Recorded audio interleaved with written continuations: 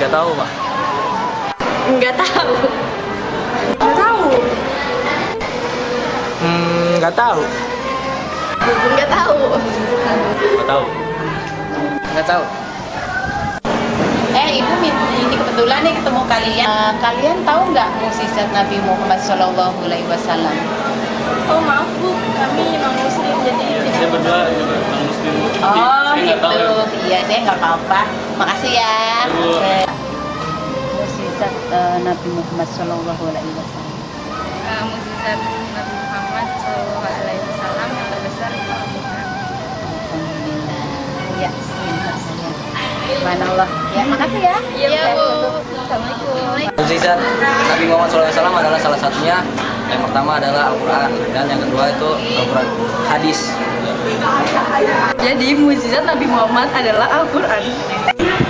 Mukjizat Nabi Muhammad adalah Al-Quran. Mukjizat Nabi Muhammad itu adalah Al-Quran. Al-Quran, membelah bulan, lagi itu aja. Menurut saya, mukjizat Nabi Muhammad itu karena kesabarannya, dia juga dapat melalui cobaan yang diberikan oleh Allah dan dapat mengetahui seluruh isi dalam kitab suci kita yaitu Al-Quran. Mukjizat Nabi Muhammad adalah yang terbesar adalah Isra Miraj. Jadi mukjizat Nabi Muhammad itu menurut saya membelah bulan. Tanya sih tapi nggak tahu juga. Mukjizat Nabi Muhammad yang saya ketahui, yang pertama Al-Quran, yang kedua dia bisa mengeluarkan air dari celah jari-jarinya, yang ketiga bisa membelah bulan dengan izin Allah. Mukjizat Nabi Muhammad adalah Al-Quran. Mukjizat Nabi Muhammad adalah Al-Quran. Mukjizat Nabi Muhammad adalah dari tangannya itu bisa memakan susu.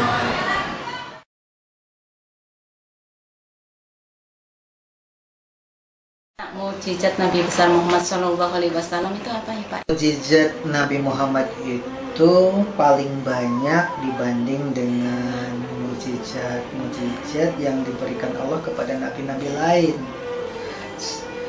Salah satu di antaranya ketika suku Quraisy itu menantang Nabi Muhammad, jika kau seorang nabi, belahlah bulan yang ada di angkasa itu.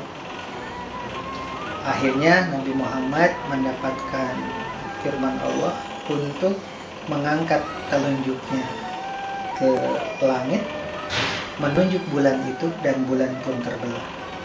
Tapi apa yang terjadi ketika bulan terbelah? Orang Quraisy itu mengatakan hebat sihirmu Muhammad. Begitulah salah satu di antara mukjizat itu. Dan setiap kali Nabi Muhammad pergi kemanapun, selalu orang bertanya-tanya, tunjukkan mukjizatmu, tunjukkan mukjizatmu. Dan banyak mukjizat-mukjizat yang ditunjukkan, tetapi selalu saja ada pertanyaan. Dan akhirnya di dalam surat Yunus ayat 20, Nabi Muhammad mendapatkan wahyu yang isinya, mengapa tidak kau turunkan kepada Muhammad suatu mukjizat dari Tuhannya? Maka katakanlah, sesungguhnya yang gaib itu kepunyaan Allah. Sebab itu tunggu olehmu. Sesungguhnya aku bersama kamu termasuk orang-orang yang menunggu. Jadi di samping mukjizat-mukjizat yang sudah dipertunjukkan itu, juga akan ada mukjizat-mukjizat yang dituliskan di Al-Quran itu dibuktikan kelak di kemudian hari dan terbukti. Di Atlantik menjawab surat Ar-Rahman ayat 19 sampai dengan 22, lautan air yang berbeda bertemu tapi tidak bersatu.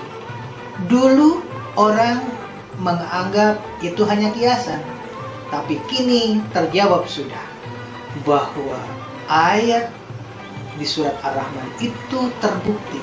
Di Meksiko juga ada air tawar dengan air asin bertemu tapi tidak bersatu. Banyak contoh-contoh lain, termasuk api menyala di dasar laut Mustahil api bisa menyala di dasar laut. Al-Quran mengatakan bahwa api menyala di dasar laut itu adalah mukjizat Nabi Muhammad. Begitu berarti.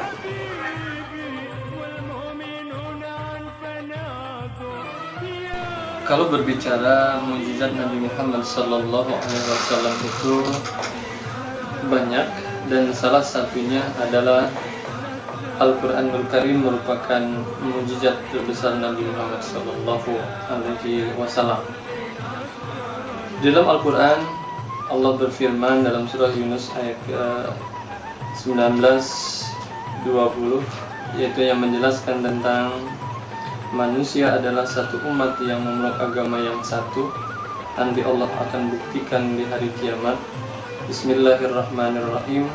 Wa ma kana an-nasu illa ummatan wahidatan fahtalafu walaula kalimatun sabaqat min rabbika laqudiya bainahum fima fihi yakhtalifun wa yaquluna laula unzila alaihi ayatun min rabbih Fakul innamal ghaibu lillahi fantaziru inni ma'akum minal muntazirin.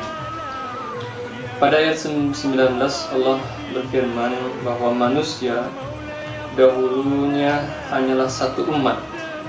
Kemudian mereka berselisih, kalau tidaklah karena suatu ketetapan yang telah ada dari Tuhanmu dahulu, pastilah telah diberi keputusan di antara mereka tentang apa yang mereka perselisihkan itu. Yang dimaksud berselisih adalah maksudnya manusia pada mulanya hidup rukun, bersatu dalam suatu agama sebagai suatu keluarga, tetapi setelah mereka berkembang biak dan setelah kepentingan mereka berlain-lainan, timbullah berbagai kepercayaan yang menimbulkan perpecahan. Oleh karena itu, Allah mengutus Rasul yang membawa wahyu dan untuk memberi petunjuk kepada mereka. Pada ayat yang ke-20 yang artinya, dan mereka berkata, mengapa tidak diturunkan kepadanya Muhammad suatu keterangan mukjizat dari Tuhannya? Maka katakanlah, sesungguhnya yang gaib itu kepunyaan Allah. Sebab itu tunggu sajalah olehmu, sesungguhnya aku bersama kamu termasuk orang-orang yang menunggu. Ketetapan Allah itu ialah bahwa perselisihan manusia di dunia itu akan diputuskan di akhirat kelak.